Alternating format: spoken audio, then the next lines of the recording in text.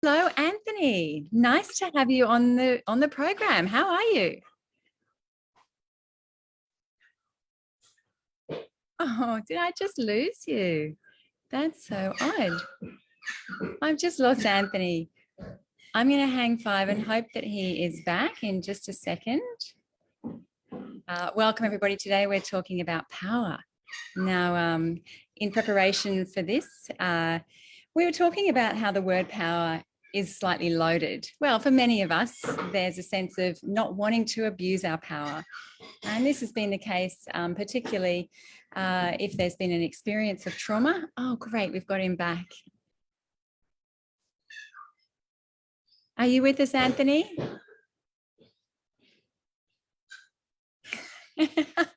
Are you with us, Anthony? There's something interesting happening at his end. So I'm sure he'll be joining us any moment now.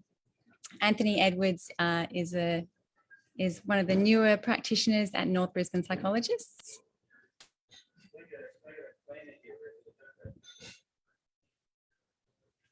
Are you with us, Anthony?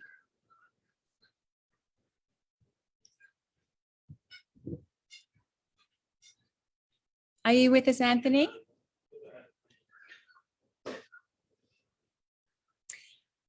Anthony is a couples therapist, and so power is obviously something that comes up quite a lot in interpersonal dynamics. So we're really hoping that he'll be able to join us. Here we go. So there we go. Tech dramas. I think I'm okay here now. It's wonderful. Really delightful to have you along, Anthony. I've just introduced you to our listeners and the topic today of power. And particularly, I think in your words, you've described today's topic as moving towards power-fullness. Is that fair to say? Yeah, absolutely. We, as humans, we sometimes don't realise we have a healthy power. Yes. We feel powerless too often, and we don't feel good when we feel that way. So how do we move towards being more powerful in a really healthy way that's going to be good for us and good for others? Yes, exactly. And I think that's the distinction that we'll be exploring today, is when is power coercive or aggressive versus power assertive and meeting needs, and then often meeting others' needs as well. Was there anything you'd like to particularly introduce, how you came to the topic of power or what power means to you and your clients, Anthony? Yeah, well, sure. Well, I think I found this topic really interesting because I notice it a lot with the clients that I work with. A lot of the reason their life may not be going well for them is because they feel powerless. So many things happen in life. It's almost like life just happens and they have to put up with it in a way where I kind of see it like a lot of people are sitting in the driver's seat of a car rather than having the power and control of their life. And because a lot of the time we don't get taught what we can do and how we can tap into a healthy sense of power that we might have. Wonderful. Thank you for that. So what I'm hearing is it's around choicefulness and agency. So the ability to choose how I use my time, choose how I use my energy. And we've been talking a little bit about the experience of power, and I thought we might do a very brief meditation so that our listeners can tap into what power is inside of their own experience, and to learn about it in this, as you say, this healthy, constructive way. So if you're listening, we invite you to either lower your gaze or close your eyes and just check that the body is really comfortable. You might like to pay attention to your breathing as a way of connecting your mind to your body, where you can experience and even just the first glimmer of power, what power is to you in your very bodily experience. You can notice any associations with the word power, and also your relationship to power, whether there might be something about it that's intriguing or interesting, inviting, and perhaps there's some aspects that are concerning. And we're hoping we can distinguish and unpack the difference between those two today. So I'm interested to hear your thoughts in just a moment, Anthony, but I'm noticing that power for me is quite low in my body and quite deep. And it feels like a steadiness and almost like a source. I guess we talk about a source of power, a supply or a vitality of energy. What do you experience when I say the word power, Anthony? So for me, I what I experience is the benefit of power when power is good for us. When there is, I guess, is a healthy sense of it, when it's not used in an abusive way. I notice power can help me in my life to thrive and to keep away from danger. So there's this a healthy, I guess, sense of it, that it's actually protective. Thank you, Anthony. And when you're ready, you guys can let your eyes open, and we'd like to invite any comments around even a response to the word power, if it brings to mind any particular relationships or situations, and that way we can direct today's conversation to specific examples that are relevant to you guys. So if you don't mind, Anthony, I thought we might start with what is power. We raised some of the words that are synonymous, assertion, agency, choicefulness. What is power to you? And tell us a bit more about it. Yeah, well, firstly, power can be a loaded word, can't it? For as many people who might be listening, there's probably a different image that might come up, understanding or definition.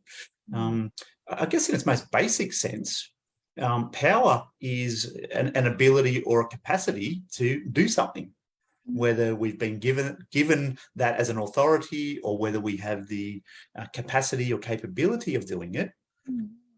And so there is a choicefulness around it. Many people do, and I want to recognize at this point, power for some people will bring up some pretty strong emotions or images or memories because of how it has been used. I really want to kind of acknowledge that. But hopefully what we'll gravitate towards, if you like, is the sense of power of itself can be really useful.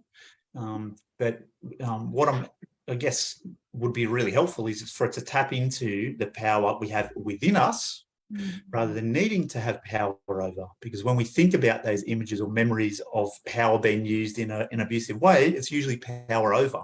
And power over is not, even that's not designed to be bad for us. I mean, I'm glad that there are authorities in place. I'm glad there are police officers. I'm glad that parents have a power over children. That's meant to be protective, keep us safe. And of course, but what we want to move away from is the forms of power that are abusive, that aren't helpful, that aren't effective for us. And the beauty of what we're talking about today, power within, we all have it. Maybe no one's ever told you that before. That can't be taken away. And so this power within, we have a capacity and ability to be able to act in a particular way of our own interest. So we'll unpack that a little bit more. Yeah. Fab, I love the term power within. That really resonates with me. And I think some of our listeners as well. I'm interested to hear about why you think power is important. And then, of course, moving on then later in the conversation to how we can use power constructively without causing harm. So firstly, why? Yeah, why do you believe it is important to harness the power within? Yeah, absolutely. Well, if I come back to that analogy that I often use with the clients that I work with, I often have this image with certain clients that they're being driven around in a car. They're in a passenger seat where they have no idea where the destination is going to go. They don't know whether life is going to go to a destination that they might like or that they might want, or that's going to be beneficial for them. And so I guess part of the work that I will want to do is help people move into the driver's seat, Mhm. so that we can take a sense of what do I want my life to look like? What do I want my destination to be like? What do I want my journey to be like? Rather than, I don't know how life's going to turn out. And so that's a part of the work that I do and have done in my own life so that's why power is important, because if we have a power within, we can say, this is what I want my life to look like. I mean, many of us know what we want it to look like, but we can't act on it. We can't take action. We can't make steps towards life being the way we want if we don't have power, or that we perceive that we don't have power. So power essentially helps us to be able to take action and get things done. So that is an important thing. I see so many people that I work with that I really empathize with, because they're adults who don't quite realize. And I say to my clients as well, that maybe because no one's ever taught you this, we don't have a course in life around, or we don't learn in school about what it is to be human and how to thrive more. And so it can be an important work. There's many more ways that we can help life be the way we want it to be, if we tap into the power that is already there, that each of us have, and no one can take that away from us. Yes. And what are some of those ways, Anthony? How can we shift into a position where we're able to make choices for ourselves and action, as you say, the ability to do something? Yeah, what have you got for us? Yeah, well, I mean, I like to keep things simple. So what I'm going to talk about today, and get very practical around, is the 3 A's of tapping into the power within. The first one is awareness.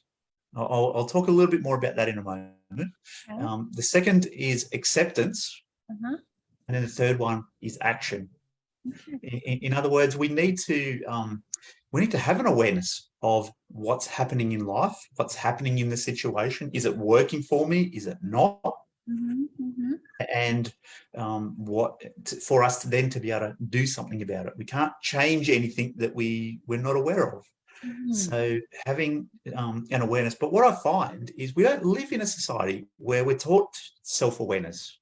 And in fact, we often live such busy lives, and busyness is almost the enemy to being able to become aware, because we need things to slow down, to think, to take stock of life.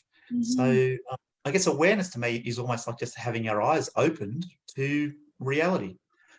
And many of us are trying to live life the best way we can. And we live, I find, more in kind of autopilot. So to be able to stop, become aware of some things that maybe we hadn't been consciously aware of. Yes. It's really, really important. There was a word that just dropped out there, but I think we'll keep going anyway. And hopefully, I think the essence of what you're saying, I'm hearing, is that the first step around awareness is to recognize a pattern that might be playing out. And it might be helpful if our listeners bring to mind a specific situation that they might be working with, either with a partner or a child or even a colleague. And that way they might have an opportunity to reflect on the pattern as it's playing out. And then your question around, is it what's working? Perhaps there's some aspects of the situation that might be working, that might be providing, some needs may be met through the situation. And then what about it is not working? So that we can, have a look at the pattern and bring it to consciousness, is what I'm hearing. Yeah. So what if I use an example? We'll use an example to really flesh out this sense of awareness, acceptance, and action. Excellent. So we might be in a situation in life that's not ideal. Now, let's just say we might be maybe in a relationship where it isn't exactly as we'd like it to be. Now, it might be on the end of being really toxic, abusive, traumatic, or it simply might just be feeling unheard, disrespected, not moving in the direction that we want it to be. And so for us to actually be able to do something about that, we need to be aware of things as they are in the moment. We need to actually, tune into what is currently happening and having an awareness that I would like a relationship that's different to this relationship, where I do feel more heard or respected, or I feel more of an equal, where there's no kind of power over. So we need to have that, I guess, acknowledgement might be another word. We have to acknowledge things as they are. If we don't acknowledge that as we are, well, we can't really change anything about it. So that first step is we need to acknowledge and say, this is not the way I would like it to be, or the way I thought it would be, the way I would kind of hope that it to be. And then once we become aware of it, I guess then we can kind of move into accepting. Now, I want to touch on this because acceptance is again, a loaded word. Many people don't want to accept things that we don't like. But what I'm talking about when I say acceptance is not necessarily that we have to like every situation or agree with it or want it. We're just saying it is what it is. The things that I can't change, this is the reality. And then acceptance of that, which can then lead us, moves us to, well, what can I do about it? We can accept the fact that my relationship isn't ideal. Again, that might be the extremes of it's actually really toxic, right through to simply my partner doesn't seem interested in me, or I'm not sure how things are going. Well, if we can, when we move to seeing it as it is, what tends to happen then is we can move to, well, what can I do about it? And this is the power within.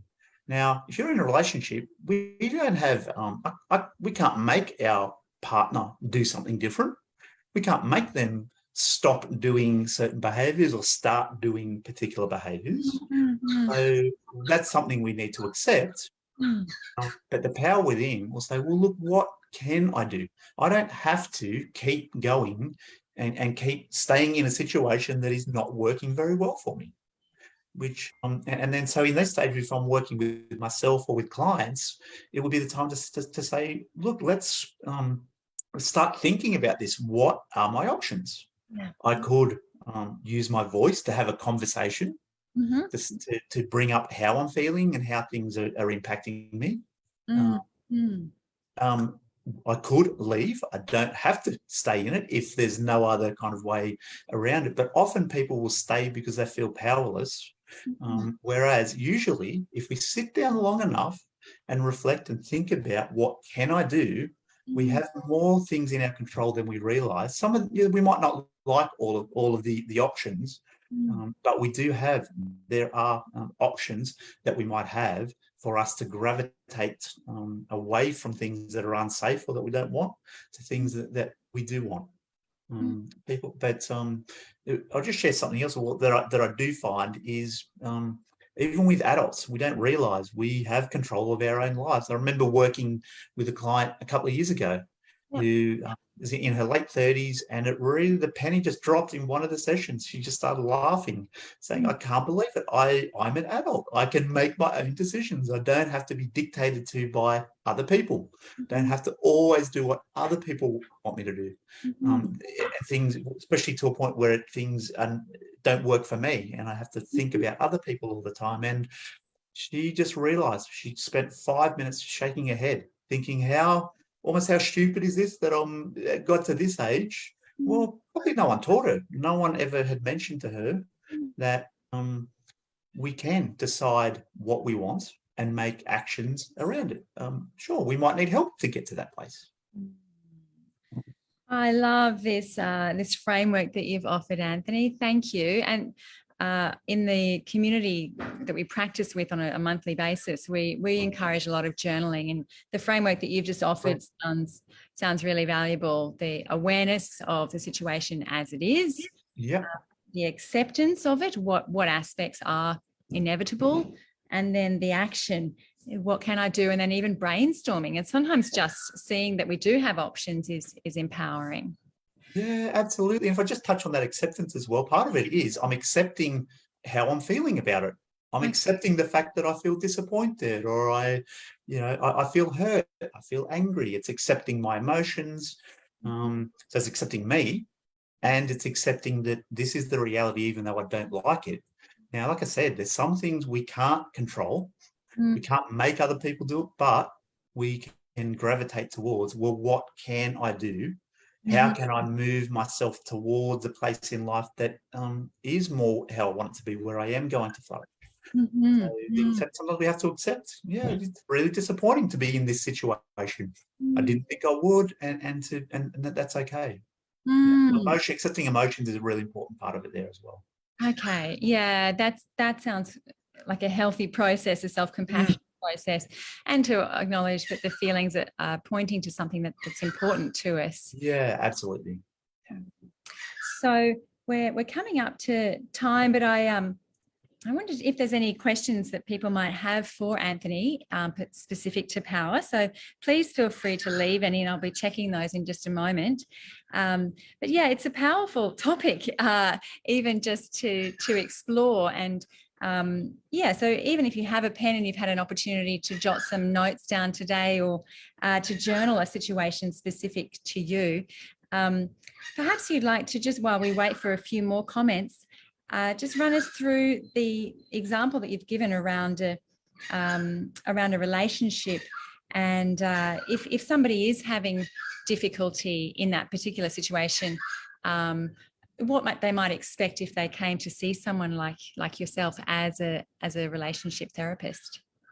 Yeah, sure. So, well, the thing that I notice all the time when I'm working with my clients as well is that sometimes we, as humans, we're wired to need help and support at certain times. Life can get a little bit too much for us to know how to handle, and we sometimes need emotional support around that as well. Some people simply don't know how do I learn to become aware of things? No one's ever taught me. I don't know what that even, I don't know how to practically do that, or I don't know how to accept something that I don't like, or I don't know what taking action would be. And so the part of my job that I really enjoy is being able to journey with people to say, look, it's okay that right now you don't know these things. Mm-hmm. That's okay.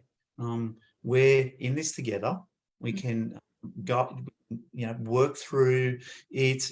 Clients can learn some things about themselves and some other skills that are going to be really helpful.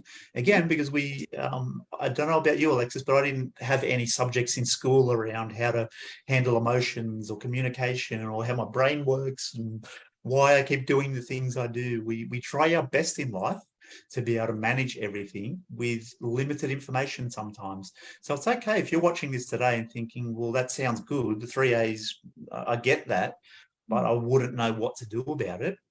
Because I'm someone as well who I don't like to give something that sounds really simplistic without also then how to go about it. Well, Yeah. there is support out there. You might need support to be able to do that. I can attest to myself to being having my own counsellor, going through a lot of those kinds of steps in many ways myself. And we're meant to, as humans, do that with other people. So there's certainly no shame in being able to say, hang on, I don't know how to do that. I want better for my life. Here I am. Yes. And I've got so many brave clients who show up in that kind of state. Yes, thank you for that. And that's been my experience too, that a therapist helps me to explore a lot further and deeper than I would on my own, and provide some structure for me to continue deepening and reflecting even in my own time. So we have Elizabeth, Kate, we have Wendy, Rachel is joining us, Natasha is joining us, and Lisa as well. So Wendy says that sometimes there's a gender bias in society, I think is how she's recognizing their power. Yeah, do you have any comments, Anthony? Great point. Well, yeah, again, I think I would agree that power might bring up some of those images, absolutely. And but what understanding our power within will help us to tap into is, well, we still have, we don't just have to be dictated by the fact that I am a particular gender and this is how society runs. A lot of us just live our lives in that particular way. Well, the power within, we can have choice and freedom with what we might be able to do, much more than what we think, because a lot of us, there's so many things outside of our control. So absolutely agree. And it's a good thing, I guess, to acknowledge that, yeah, there are biases in society. Absolutely. And in many ways, as a male, I hadn't realized for a long time the kind of, I guess, implicit power that I had, even though I didn't feel like I was walking around wielding my power over. You're right. Sometimes people are kind of almost given this sense of power for no other reason than, you know, our gender, the color of our skin. But when we realize we do have choice ourselves, we can either try to take action to do something about that, to advocate on behalf of those who don't have power, or we can, with some reflection and awareness, gravitate towards, well, what can I do? I can't change the structures of society, but what can I do? And you might be surprised there's more things that you can do than you actually realized. Yeah. Along the lines, well, with your mention of acceptance reminds me of Stephen Covey's sphere of influence. And I found that quite a helpful exercise, even just to draw a circle on the page and to put inside the circle what is within my control. And you're right, there's actually a lot more when we really give it airtime. And then what is outside? You know, what are those things that I need to accept? Like you say, the fact that I'm a biological woman and that there are certain structures that we're adhering to. But yeah, that distinction is so helpful.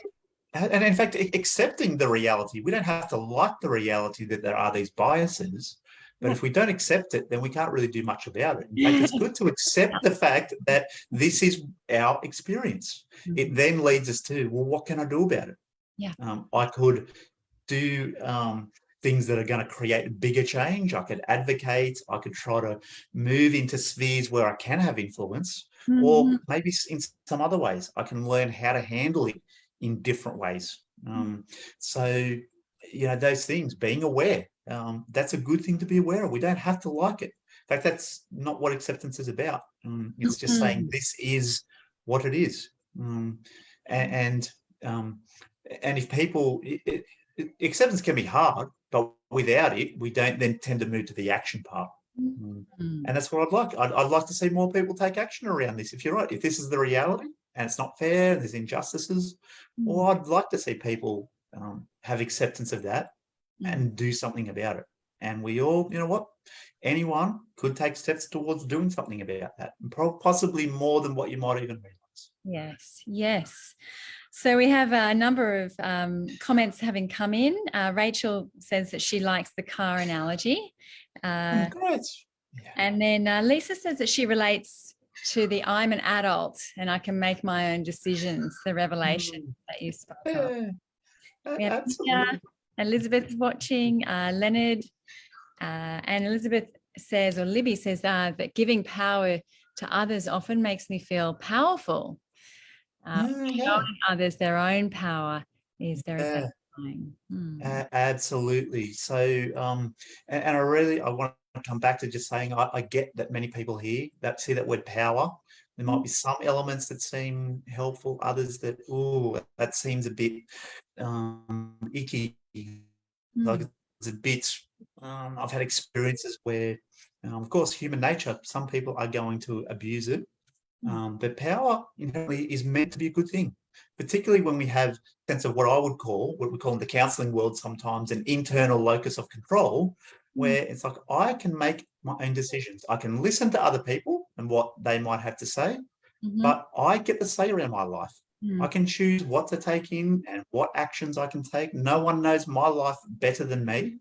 Yeah. And I see a lot of people who might resonate with this who are listening today, who feel like their family, friends seem to practically make all the decisions for them. They're that influential. Well, we have power over our lives. If you're someone today who might be aware that, I'd love to have that. Again, sometimes we need support. These are hard things to kind of change alone, and doing it with another person is really powerful. We're wired to need that connection with another person to guide and help us through that. So Anthony, we're at time, but I really value you taking the time today to come and talk to us. A really beautiful topic that you've raised. And yeah, look, I'm sure you'll be hearing from people who are keen to tap into their own power and use those 3 steps for taking action in their own lives. And as you said, I mean, there's nothing more empowering knowing that we're choosing what we do with our time, our attention, how we respond, and how that flows through all aspects of our lives. So well, you use the word empower there. I love how you see how you put that word empower in there. It really it's a good thing when it's in the right hands and we use it as it's designed to for good things. Absolutely. So power is actually it's a central theme of the framework that Rachel and I share at the community that we meet at the end of the month. And it comes from a framework introduced by Dr. Marshall Rosenberg, specific for breaking structures around coercion and control. Yeah. And so many of the participants who have come along have been sharing, and we've seen it, the shift in them as well, that where they might have had some fear of speaking out, as you've given that example of the relationship, needing to find the words to say, this is how I feel, or this is what I need to do. So the framework is exactly for the reasons you've described around connecting with self-awareness and then acceptance and then taking action through words and bodily steps. So we'd love you to come along if you're interested to come and check it out. And of course, our listeners are all welcome. Many of you guys are our regulars. And Anthony, can people book in with you directly through North Brisbane Psychologists? Have you got some availability at the moment? Yeah, absolutely. So I have availability. I'm there Fridays and Saturdays, and we also obviously have a big team of other people who work in very similar ways with all people with all kinds of issues. We all, face difficulties at times, and so would love you to book in, or there's plenty of other practitioners as well. But available Fridays and Saturdays. Certainly, would love people to book in if they feel like something stood out today, and I want to take action on that and get the ball rolling so I can have more power within, feel more powerful, and moving away from being powerless. Yes. Awesome. And then finally, the only other thing I'd like to mention is our retreat over here at Stradbroke Island. That's June 30. Rachel and I are running a 4-day retreat, and that's open to the public. At the moment, we have a super early bird special. So I'll put that link below. There's over $1,000 savings at the moment. So I encourage you guys to book in early. I'll put the promo code for that saving with the link below. And if there's any other resources that come to you later on, Anthony, or any other links that you'd like to share, jump on and by all means, we love to keep the conversation. Yeah. Thanks, Alexis. Okay. Thank you, Anthony. And thanks so much for listening, everybody. We'll see you next time. Ciao. Thanks. Bye. Bye.